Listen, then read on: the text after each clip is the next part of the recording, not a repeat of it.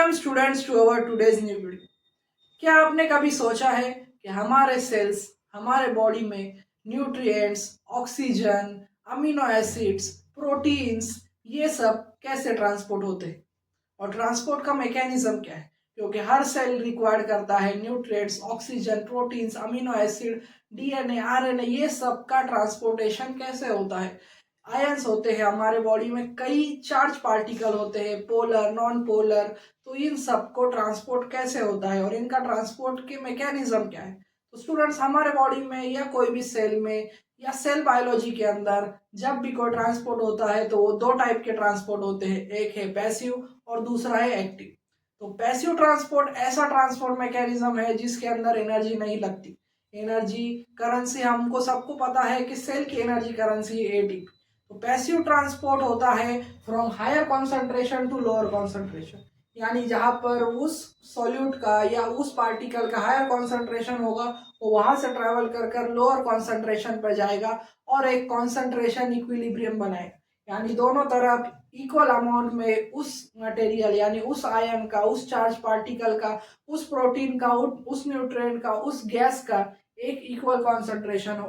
तो इस प्रोसेस को कहते हैं डिफ्यूजन। डिफ्यूजन यानी ये धीरे धीरे उस सेल मेम्ब्रेन को क्रॉस करता है। तो स्टूडेंट्स, पैसिव ट्रांसपोर्ट के अंदर सबसे इजी और सबसे फ्रीक्वेंट टर्म आपने सुनी होगी वो है डिफ्यूजन। तो डिफ्यूजन क्या है स्टूडेंट? डिफ्यूजन यानी हायर कॉन्सेंट्रेशन से लोअर कॉन्सेंट्रेशन की तरफ मूवमेंट को डिफ्यूजन कहते हैं। सबसे फर्स्ट टाइप ऑफ डिफ्यूजन है उसे हम सिंपल डिफ्यूजन कहते हैं। स्टूडेंट्स, ये जो डबल लेयर स्ट्रक्चर देख रहे हैं वो है एक सेल। तो स्टूडेंट्स, सेल के एक एक्सोप्लाज्मिक साइट होती है और एक साइटोप्लाज्मिक साइट होती है। एक्सोप्लाज्मिक साइट बाहर की तरफ की होती है और साइटोप्लाज्मिक सेल के अंदर की। तो स्टूडेंट्स, जो डिफ्यूजन है वो है एक higher concentration to lower concentration का मूवमेंट। तो सिंपल डिफ्यूजन के अंदर कोई प्रोटीन इन्वॉल्व नहीं होता, कोई चैनल इन्वॉल्व नहीं होता, कोई कैरियर प्रोटीन इन्वॉल्व नहीं होता। यहाँ पर इजीली ये जो पार्टिकल्स आपको दिख रहे हैं रेड कलर के, वो इजीली ट्रेवल हो रहे हैं सेल वॉल के थ्रू, यानी हमारी प्लाज्मा मेम्ब्रेन को इजीली क्रॉस कर पा रहे हैं। तो सिंपल डिफ्यूजन में कौन सी चीजें आती है? तो स्टूडेंट, सिंपल डिफ्यूजन मेनली होता है गैसेस, यानी oxygen, carbon dioxide, NO2, NO। तो स्टूडेंट्स, ये सब गैसेस है और गैसेस इजीली ट्रेवल करती है हमारी प्लाज्मा मेम्ब्रेन के अंदर और इस प्रोसेस को कहते हैं डिफ्यूजन। तो गैसेस हायर कॉन्सेंट्रेशन से लोअर कॉन्सेंट्रेशन की तरफ मूव कर रही है, क्योंकि डिफ्यूजन का एक ही मकसद है, पैसिव ट्रांसपोर्ट का एक ही मकसद है, हमें बनाना है एक कॉन्सेंट्रेशन इक्विलिब्रियम, यानी यहाँ पर भी सेम अमाउंट ऑफ गैस होनी चाहिए और यहाँ पर भी सेम। इसलिए यहाँ पर सिंपल डिफ्यूजन में यहाँ पर ज्यादा गैस है, अगर CO2, NO2 या NO, तो वो ट्रेवल कर कर दूसरी साइड जाएगी और एक कॉन्सेंट्रेशन इक्विलिब्रियम बनाएगी और इसे कहते हैं हम सिंपल डिफ्यूजन। तो सिंपल डिफ्यूजन मेनली गैसेस में होता है। दूसरा और सबसे फ्रीक्वेंटली और सबसे ज्यादा होने वाला डिफ्यूजन पैसिव ट्रांसपोर्ट के अंदर है वो है फैसिलिटेटेड डिफ्यूजन।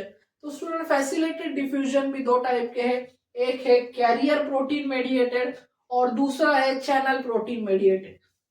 तो सबसे पहले हम देखेंगे कैरियर प्रोटीन के थ्रू फैसिलिटेटेड डिफ्यूजन कैसे होता है।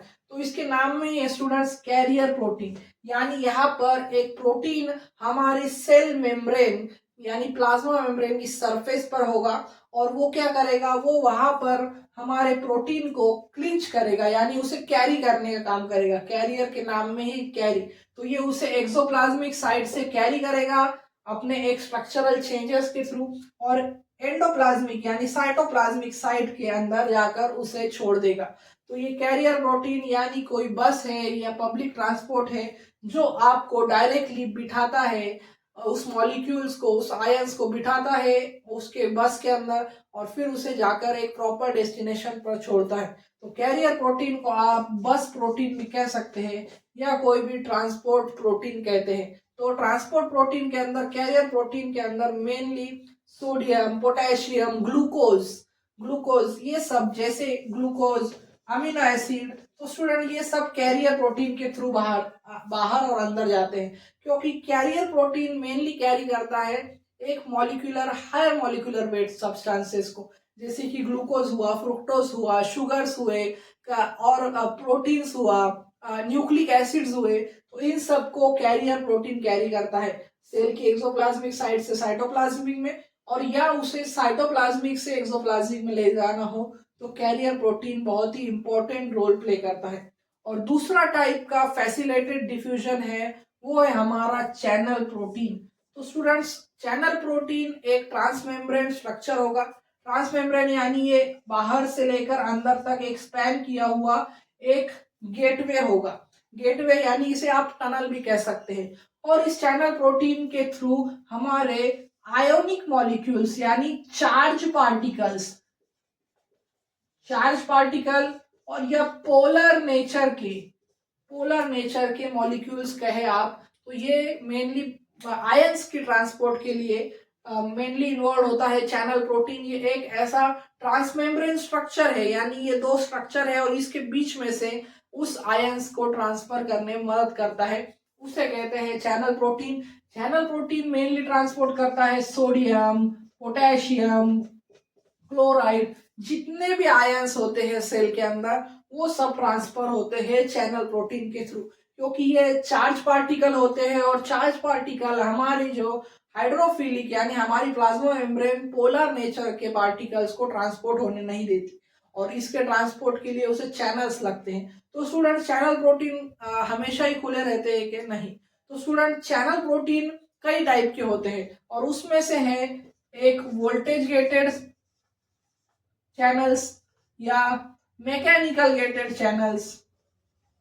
तो students, voltage gated sodium channels हो गया, वोल्टेज गेटेड पोटेशियम चैनल्स हो गया। तो जैसे ही ये हमारे सोडियम, पोटेशियम वहां पर बाहर का एक चार्ज, मेम्ब्रेन चार्ज चेंज होता है, तब ये चैनल्स खुलते हैं और सोडियम, पोटेशियम इनको अंदर लेकर पोलराइजेशन और डिपोलराइजेशन कराते हैं। तो स्टूडेंट्स, ये था चैनल प्रोटीन के बारे में, जो एक टाइप है फैसिलिटेटेड डिफ्यूजन का। पहला था simple diffusion, normally gases travel करती है।